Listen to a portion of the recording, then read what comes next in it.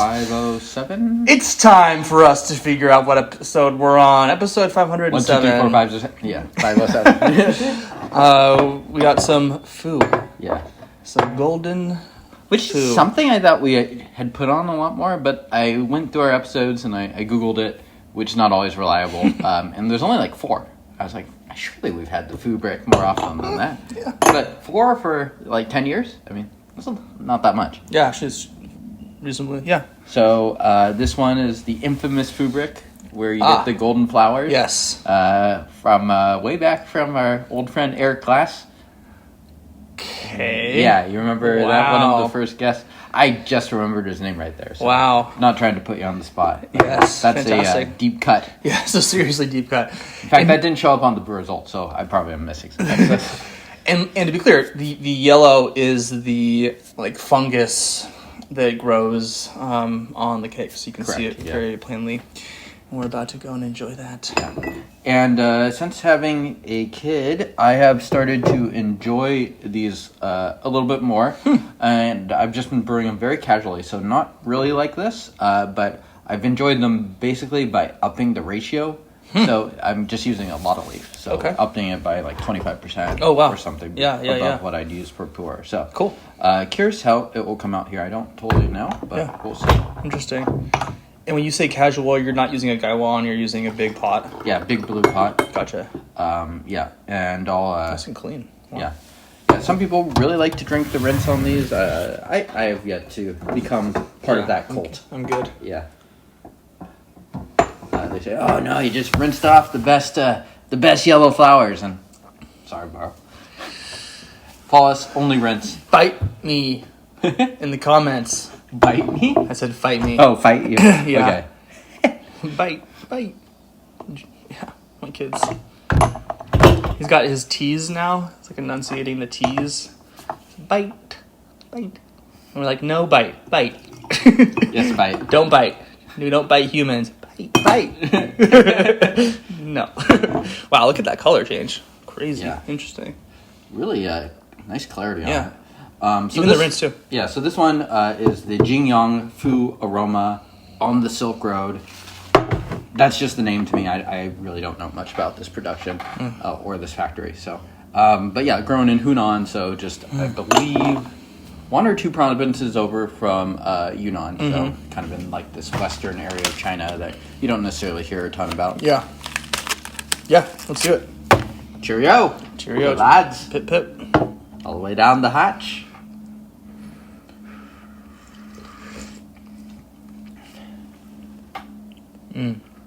Ooh, the viscosity is really nice already. Good texture.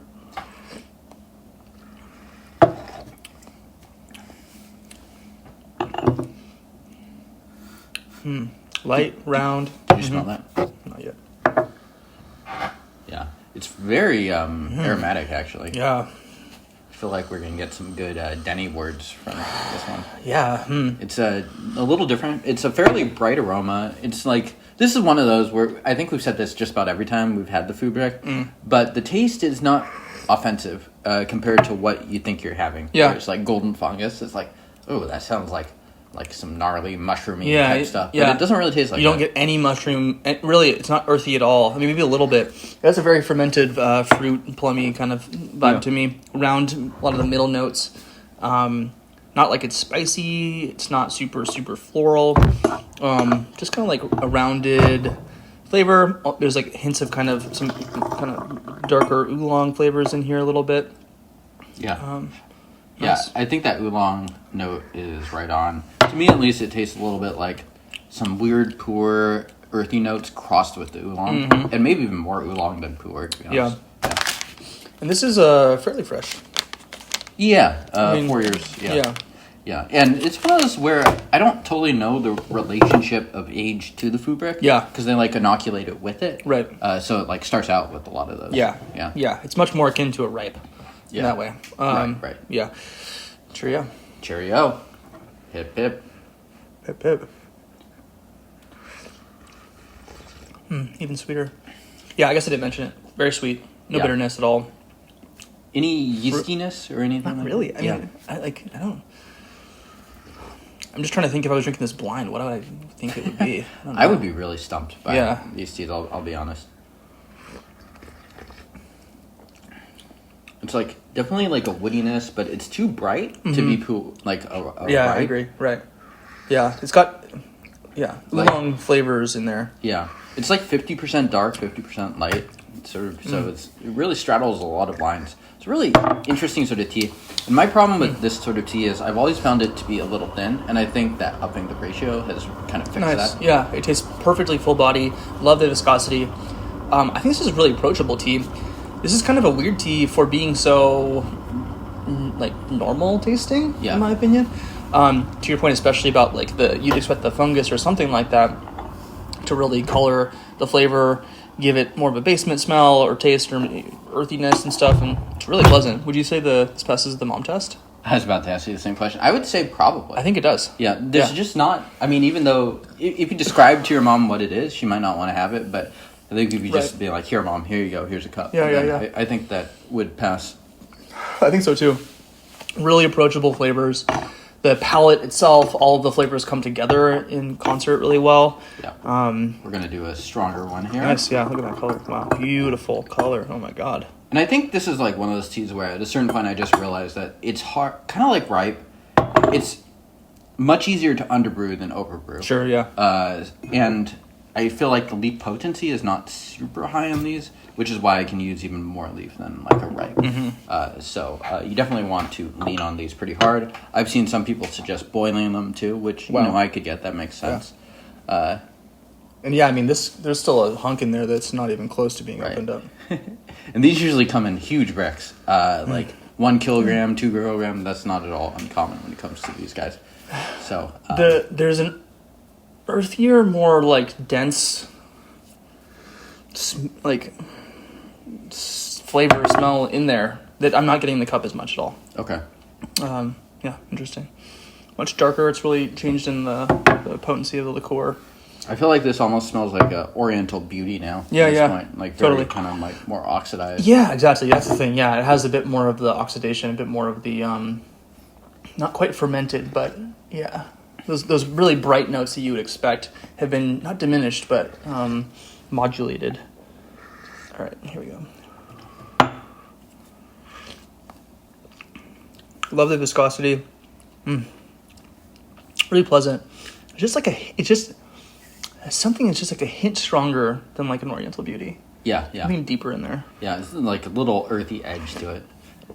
It's like your weirdo's poor Oriental beauty blend. Do you think this would be an ultralight? Pass the ultralight test? I think it could. Yeah. And part of it is because I just...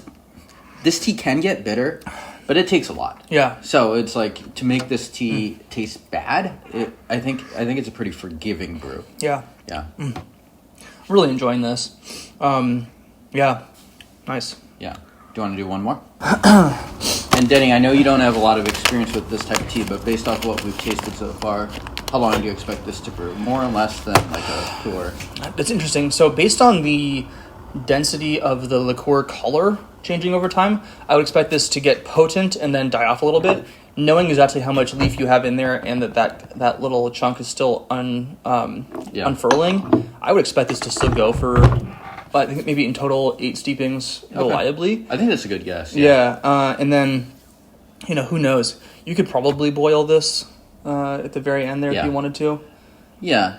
No, I agree. I think this would hold up to boiling. I don't know if it's necessary. I mean, these are not like fancy teas. Yeah. Like these are usually, I don't know exactly what they cost, but it's probably close to 10 cents a gram. So Yeah. Pretty affordable, which is one reason why I felt okay kind of up in that ratio. Totally, yeah.